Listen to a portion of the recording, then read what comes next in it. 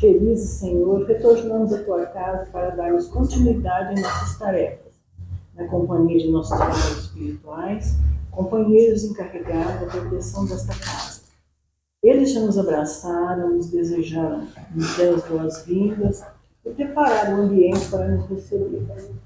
Vamos cerrando os nossos olhos físicos e vamos dizendo: Pai, nós te agradecemos por cada luta e vitórias que o Senhor nos concedeu. Pedimos orientações e a tua proteção para cada passo que daremos. Então, preparados para a nossa reunião, vamos prestando bastante atenção nos ensinamentos da noite. Nós sabemos que durante a palestra somos todos atendidos em nossas necessidades. Então, vamos envolvendo nosso companheiro palestrante com muito amor, pedindo a Deus que ele seja muito feliz em sua tarefa. Pedimos, Senhor, permissão para darmos início à reunião de hoje. Que assim seja. Boa noite para todos. Como foi anunciado, o tema de hoje é a busca da iluminação interior. A primeira pergunta que nós podemos fazer nessa noite é: quem de nós não desejaria ser feliz? Tem alguém aqui que não queria ser feliz? Mas, muitas vezes as pessoas procuram a felicidade nas coisas do mundo. O que não deixa de estar errado, são momentos felizes. Um novo emprego, um novo carro, uma nova aquisição, as coisas do mundo. Mas a felicidade que nós vamos falar hoje é dessa iluminação interior, que é a felicidade que vem da caminhada espiritual. Desde muito antigamente, desde a caminhada que o homem é homem, até mesmo antes de Jesus, as filosofias orientais falavam sobre essa caminhada, sobre essa busca dessa iluminação espiritual. E quando se chegava no ponto máximo, chamava-se de nirvana. Era um estado onde o ser tinha uma bondade suprema, uma perfeita conexão com o Criador. Então era uma felicidade que o ser atingia no seu máximo. Já no Ocidente, nós temos a figura de Jesus como aquele que vai nos indicar esse caminho, como chegar nessa felicidade, nessa iluminação. No Evangelho de João é relatado um diálogo de Tomé com Jesus. E Jesus já estava nesse momento, no capítulo 14, relatado por João, versículos 5 e 6, Jesus já estava dando indícios, indicativos que ele ia partir. E Tomé pergunta para Jesus: Mestre, não sabemos para onde vais, como podemos segui-lo? Tomé podemos entender que ele estava falando de um caminho. Como é que eu vou encontrar você depois? E aí Jesus, como sempre fazia, então nos dá aquela profunda lição que diz: eu sou o caminho, a verdade e a vida. Ninguém vai ao Pai se não for por mim. Então Jesus estava dizendo que nós devemos seguir o caminho que ele estava traçando, os seus aprendizados, para que assim nós pudéssemos atingir a nossa iluminação, atingindo as virtudes nessa caminhada, buscando atingir virtudes. A mentora de Divaldo, Joana de Ângeles, no livro Encontro com a Paz e com a Saúde, diz que o ser cansado de caminhar nas sombras busca a luz. Então, é sobre isso que nós estamos falando da iluminação. É trabalhar as nossas sombras e trabalhar as nossas virtudes. Mas você está falando de chegar nessa iluminação, mas como que é esse caminho? E eu posso dizer para nós, podemos comentar aqui hoje, que para nossa felicidade esse caminho já começou. Todos nós já começamos. Porque Deus nos criou um dia e nos colocou na vida material para que assim, através dos aprendizados, das experiências da vida, nós pudéssemos ir aprendendo e construindo nossa caminhada. Mas podemos pensar, mas por que Deus já não nos criou prontos, perfeitos? Porque já ficaríamos perto de Deus no início. Não temos resposta para isso essa noite. Vou tentar trabalhar e estudar, mas eu vou dar outra resposta. Porque nós não temos ainda conhecimento, não temos essa evolução para chegar a isso. Mas Deus nos deu uma coisa muito legal, muito importante. Nos deu a liberdade de escolher e a liberdade de aprender da forma que nós optarmos por aprender. Uns vão aprender mais rápido, outros mais lentamente. Uns vão ter um comportamento diferente do outro. Talvez aqueles que se revoltam, que se magoam com as ocorrências da vida, vão demorar um pouquinho mais para caminhar. Mas todos vão chegar lá, nessa estrada. A doutrina espírita entende que não é possível fazer essa caminhada numa única existência. E é por isso que existe, então, o pilar bendito da reencarnação. Através das reencarnações, nós vamos caminhando quilômetro a quilômetro nesse caminho, nessa busca dessa iluminação. No Evangelho de Lucas, no capítulo 14, versículos 11 a 31, encontramos aquela parábola do filho pródigo. É uma parábola belíssima. Acredito que a maioria aqui já ouviu alguma vez. Cada parábola de Jesus, nós podemos puxar vários ensinamentos, várias pontas que nós podemos amarrar e pegar os ensinamentos morais. E basicamente essa parábola, ela fala daquele filho que pede uma parte da herança antecipadamente para o seu pai, porque ele queria ir para o mundo. Então ele queria conhecer o mundo. E passado algum período, passado um tempo, ele percebe que ele está cansado, machucado, e começa a perceber que o mundo não oferece aquilo que ele foi buscar. Aquele vazio existencial ainda continuava. Então, naquele momento, ele reflete e começa a fazer o retorno para o pai. E o pai, então, como é sabido, o recebe de braços abertos e até faz um banquete para celebrar a volta do filho. E aí o que eu queria colocar hoje é que um dos sentidos dessa parábola, não é o único, mas um deles, é essa volta desse filho para o pai. Então nós, nesse caminho da iluminação, nós nos assemelhamos ao filho pródigo. Porque nós estamos no mundo também. Estamos buscando, aprendendo, caindo, levantando. Estamos voltando para o pai, nesse caminho da iluminação. Ainda estamos, de repente, caindo no caminho. De repente achamos que o caminho está muito longo, paramos e ficamos lá um tempo, mas estamos fazendo também esse caminho de volta. Mas podemos acelerar esse caminho? Podemos andar mais rápido? Todos nós aqui já começamos. Mas como que nós podemos avançar mais rapidamente nesse caminho?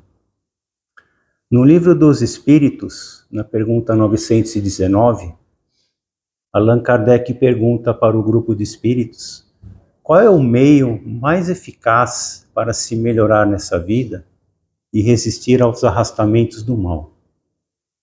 Percebamos aqui duas partes nessa pergunta.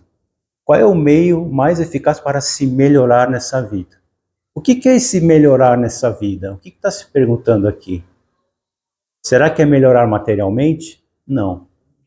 Kardec está querendo perguntar para os espíritos como podemos avançar moralmente nessa caminhada e resistir aos arrastamentos do mal. Que mal que é esse que ele está dizendo? Voltamos aí a Joana de Ângeles quando ela fala das sombras da nossa consciência.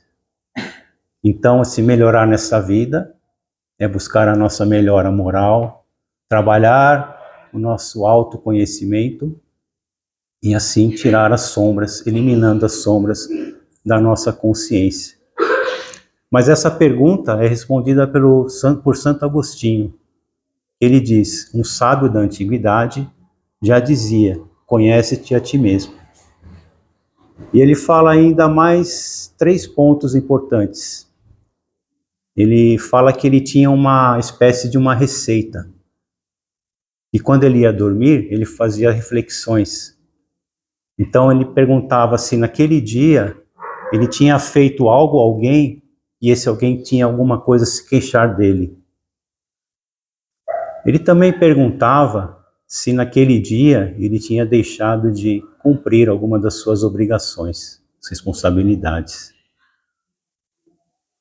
E a mais pesada, a mais difícil é: se Deus me chamasse de volta hoje, como que eu me apresentaria para Deus? E podemos fazer aqui hoje essa pergunta. Não sabemos quando vai ser esse dia, espero que demore para todos, ninguém quer ir rápido. Mas será que nós vamos chegar no mundo espiritual com aquele sentimento de missão cumprida, serenos, calmos? Ou será que chegaremos ali com o sentimento de que tinha muita coisa para se fazer, muitas lições que eu não aprendi? Essa é a reflexão da tarde. Encontramos também uma história bastante interessante de um príncipe que nasceu na fronteira da Índia e do Nepal, muito rico, família muito rica, morava num palácio, e o seu pai não queria que ele tivesse contato com o mundo exterior. Ele vivia no luxo, na riqueza, na abundância, mas de novo, aquilo tudo lhe trazia um imenso vazio. Então ele dá um jeito de escapar do palácio junto com o ajudante por 3 noites. Na primeira noite, ele encontra um velho e ele se assusta. Mas o que é isso? Isso aí é um velho. Você também vai ficar velho um dia. Na outra noite, ele encontra um doente. Meu Deus, o que aconteceu com essa pessoa? Essa é uma doença. O corpo humano adoece. E no terceiro dia, ele encontra um cadáver. Diante desse cenário, esse príncipe, essa pessoa, ele entra num profundo questionamento dos valores da vida, abandona tudo, começa a entrar num processo de meditação profunda, e à sombra de uma árvore, ele encontra o que nós chamamos de iluminação. Esse era o Siddhartha Gautama, o Buda. Ele encontrou a iluminação numa jornada mística e solitária. Mas ele chegou, ele se conectou com Deus.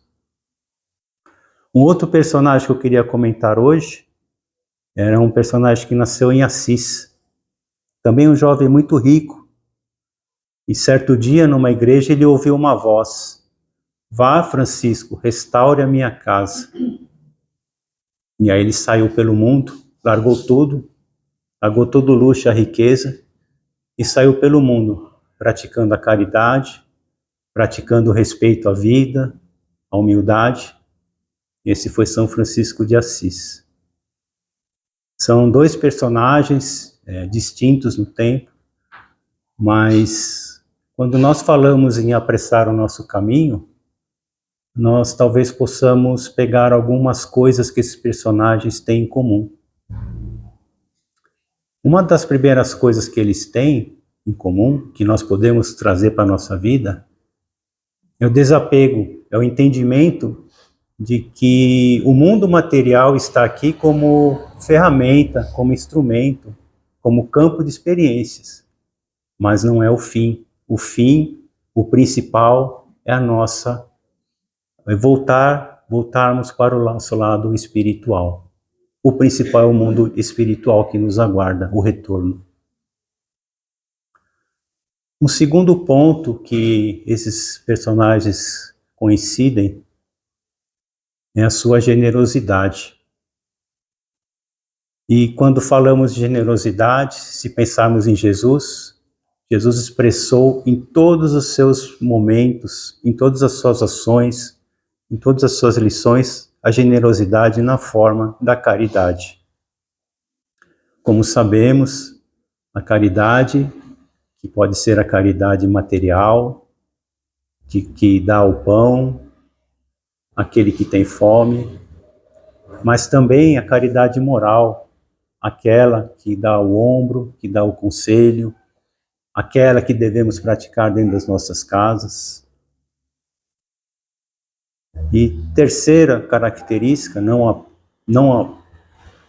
por isso a menos importante, é a gratidão. É a gratidão pela vida.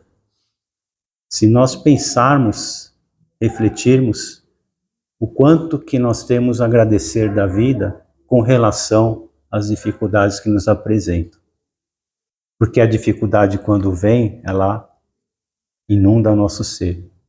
Mas nós devemos ser gratos por muitas coisas que a vida nos traz, sem que nem ao menos tenhamos pedido. A vida está aí, nos oferecendo. E essa gratidão que esses seres mostravam é um patamar ainda acima. Não é só ser grato pelas coisas boas, pelas surpresas felizes da vida. É também, e aí é o pulo para o alto, é a gratidão também pelas dificuldades, pelas ocorrências infelizes. Mas como assim? Vou ser grato por algo que está me machucando, que está me magoando? Nós falamos de aprendizado, experiência. Nós entendemos que Deus é bondoso, que Deus não castiga, que Deus quer o nosso bem. Então, se algo infeliz acontece nas nossas vidas, o exercício maior seria esse. Apesar da dificuldade, Pai, eu agradeço. Eu agradeço porque essa dificuldade vai fazer com que eu me levante, com que eu exerça a minha inteligência para tentar achar uma solução. Eu vou buscar humildemente a ajuda dos outros. Vou precisar da caridade de alguém. Então, são essas características que vão nos levar a esse caminho da iluminação. Sabemos como é difícil, mas é possível. É possível apressarmos esse caminho. Como dissemos, a liberdade é de cada um. Uns vão caminhar mais lentamente, outros mais rapidamente. Mas, se o estado é de felicidade suprema, se nós vamos ter, como Jesus falava, eu e o Pai somos apenas um, somos um. Então é isso, imagina só que sentimento que esse ser tinha com relação a Deus. Então, não temos a pretensão aqui de dar uma receita, mas de trazer aqui uns apontamentos sobre essa caminhada. Alguns versos de uma canção que fala que o sol há de brilhar mais uma vez, a luz há de chegar aos corações, do mal será queimada a semente, e o amor será eterno novamente. Essa canção é a canção composta por Nelson Cavaquinho e Elcio Soares, e se chama Juízo Final. Fala de um mundo de transformação, não o juízo final do fim do mundo que se acaba, do apocalipse, mas do mundo que vai se transformar. Então que nós possamos fazer o nosso juízo final, a nossa transformação. É possível. Outros que estiveram à nossa frente, como dissemos agora há pouco, conseguiram. Com esforço, com dedicação, exercendo a gratidão, exercendo a benevolência, tendo essa consciência de que o mundo material é a nossa escola e que vamos um dia retornar para o Pai, assim como o filho pródigo voltou. Eu aprendi, eu me machuquei, eu caí, mas Pai, me perdoa, eu estou aqui novamente ao seu lado. Muito obrigado, boa noite para todos. Obrigado pela oportunidade. Agora temos as perguntas, né? Hoje nós estamos de tempo. Não, tá certo.